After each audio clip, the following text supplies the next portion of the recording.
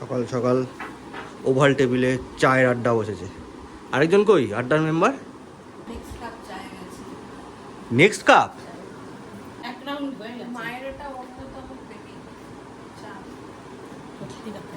সত্যি কথা।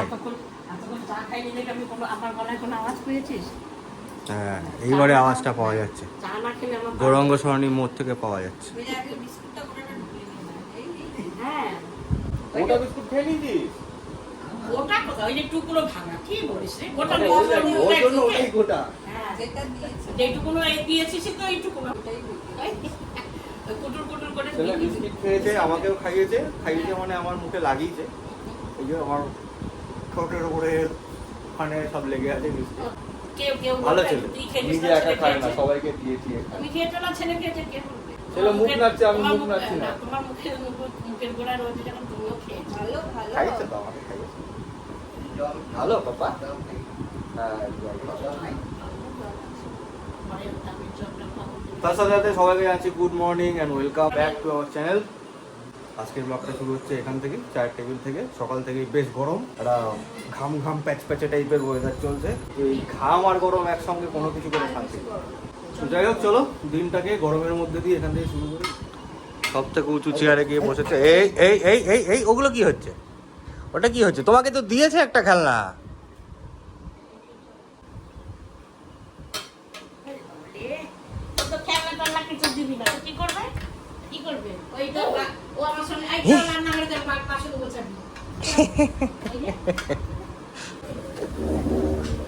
বিস্কুটের কৌটো নিয়ে এখন খেলা, নিজের খেলনাগুলো লাগিয়ে দিয়েছে এখানে, ওগুলো পছন্দ। দেখ এই দেখ এই দেখ এই দেখ এই দেখ এই দেখ এই দেখ এই দেখ দেখো দেখ, বাজাও বাজাও, তাক দুম দুম, তাক দুমা দুম, তাক দুমা দুম। এতদিন পরে বাড়িতে টিফিন বানাচ্ছেন, কেমন লাগছে? আপনার অনুভূতি আমাদের দর্শকের সঙ্গে শেয়ার করুন। আমার টিফিন বানাতে বরাবরই ভালো লাগে। আগে যখন থাকতাম প্রায় দিনই নতুন নতুন কিছু বানাতাম, মজাও লাগতো। আজকে অনেক দিন পর, এখন কৃষ্ণাদি আসার পরে আর টিফিনে ঢুকিও না, বহুত দিন পর টিফিন বানাচ্ছি। কিছুই না, ডিম টোস্ট হচ্ছে, তাও বাবা মার নিরামিষ, ওদেরটা বাটার টোস্ট হচ্ছে। আগে বাটার টোস্টটা রেডি করে নেবো, তারপর ডিম টোস্ট করবো। আজকে ব্রেডগুলো দেখে মনে হচ্ছে একটা স্যান্ডউইচ বানাই। বাড়িতে সবাই স্যান্ডউইচ খেতে খুব ভালোবাসে, কিন্তু প্ল্যানিং হয়নি বলে না সেইভাবে আর করে উঠতে পারিনি। আমি কি করছে চল দেখে এসো। ওই দেখ আম কাটছে, আম। তুমি খাবে আম? বলে আমিও তো একটা আম খাবো আজকে। গোটা গোটা আম আছে। ওই যে পাখি ডাকছে, পাখি ডাকছে, তাই আয় আয়। কি তুই না সত্যি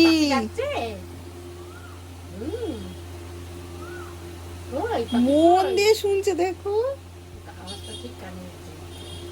পাখি কই? হ্যাঁ হ্যাঁ, ডাকো ডাকো, হ্যাঁ ডাকো জোরে, যা আয় আয় আয়, মুখে বলো, বলো, পাখি তো শুনতে পাচ্ছে। বলো আয় আয় পাখি আয়। পাখি আয়, চলো খেয়ে নি, চলো। খাও খাও করে নাও, অনেক বেলা হয়েছে, যাও না। দেখছো, আজকে আবার আমরা আলাদা আলাদা, বাবা মা ওইখানে, আমরা এখানে, কারণ আজকে মাদের বৃহস্পতিবার, মা আর বাবা নিরামিষ খায়। রিসেন্টলি আমি কয়েকটা জিনিস পারচেস করেছি, ভাবলাম আজকে তোমাদের সাথে শেয়ার করি। নিজেও এগুলো খুলে খুলে দেখবো, প্লাস এইটা আমাকে বাবা মা দিয়েছিল, সেটাও আমি পরে দেখিনি। আর এই কয়েকটা জিনিস কুর্তি অর্ডার করেছিলাম, তো নিজেও পরে দেখবো, তোমাদের সাথে আজকে শেয়ার করবো এগুলো কেমন কি হচ্ছে না হচ্ছে।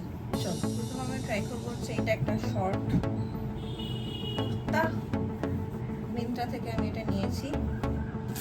সেকেন্ড করবো এইটা, প্রথমটা হচ্ছে এটা মিন্ত্রা থেকে নিয়েছি। আবারও বলছি নিচের প্যান্টটাতে যেও না, আমি এটার সাথে সত্যি ট্রায়াল দিয়ে দেখতে চলেছি। এটা কালারটা তো ভীষণই ভালো, একদম পিওর কটনের। এটাও আমার দুর্দান্ত লেগেছে। সবকিছুর লিঙ্ক আমি দিতে থাকবো, যারা যারা আমাকে নিতে চাও পেয়ে যাবে। কাটিংগুলো ভীষণ সুন্দর। আর আজকাল আমার আর বেশি টাইট ফিট জামা কাপড় ভালো লাগে না, হালকা পাতলা জামা কাপড় ভালো লাগে। এগুলো কিন্তু পেট প্রমোশন নয়, এগুলো সম্পূর্ণ হচ্ছে আমি নিজে 1 টাকা দিয়ে দিয়েছি।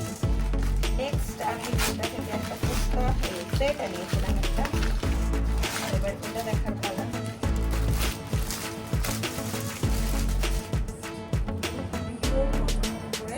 জাস্ট আমাকে এটা কিচ্ছু করাতে হবে না, পুরো ফিটিং, শুধু হাতটা একটু অল্টার করতে হবে, হাতটা অনেকটা বড়, হাতটা একটু অল্টার করতে হবে। গলার কাটিংটা এরকম ভীষণ আরাম, এটা একটা আনার কাটিং মতো শেপ দেওয়া যাচ্ছে, নিচে একটা প্যান্ট রয়েছে, আমার খুব পছন্দ। দুর্দান্ত আমার জন্য একদম অ্যাপ্রোপ্রিয়েট যে কটা আমি নিয়েছি। এবার হচ্ছে নেক্সট একদম খুব পছন্দের একটা জামা, এটা বাবা মা দিয়েছে আমাকে।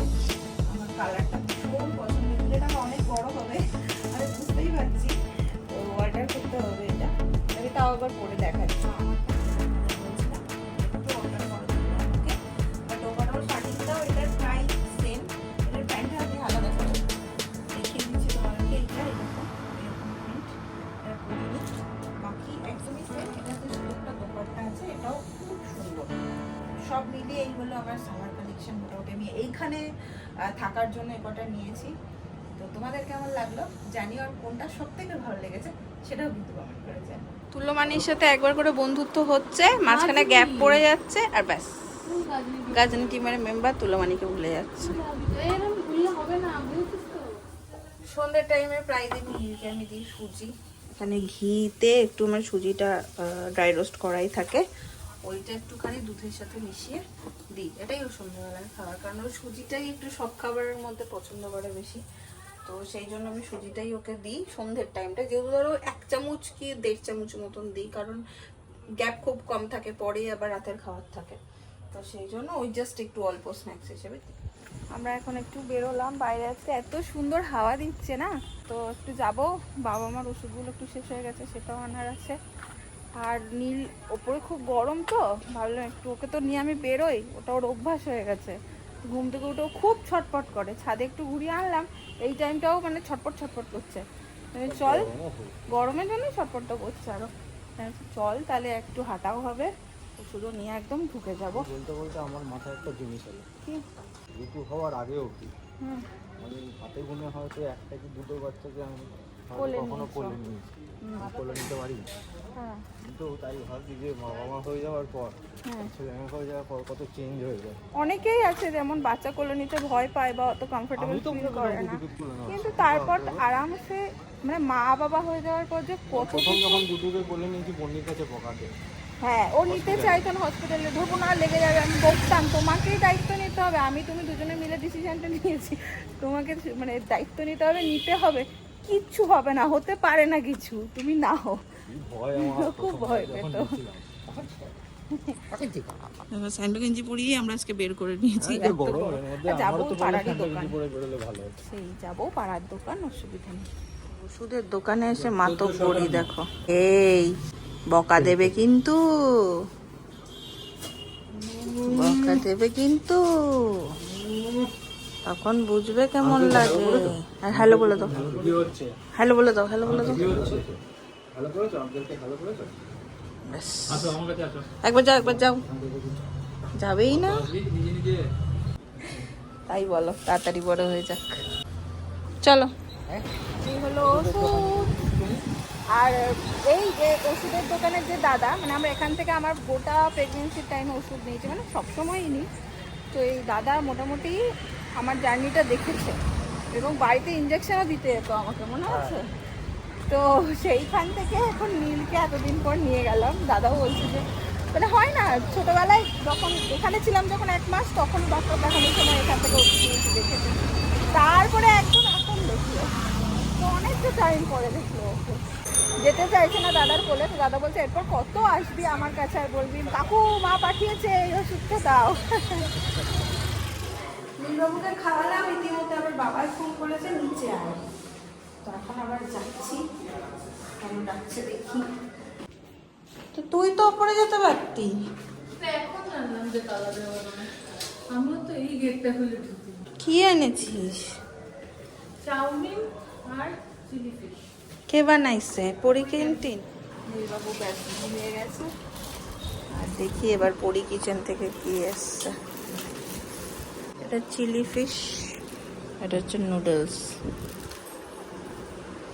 বাকি আমাদের খাবার দাবারও আছে। মা নীলের কাছে বসে আছে, মা বাবার খাওয়া হয়ে গেছে, আর আমরা বসবো। তার সাথে সাথে চলো আজকে ব্লগটা করে দিচ্ছি এখানে এন্ড। যদি তোমাদের ভালো লাগে ভালোবাসাদের পাশে দেবো।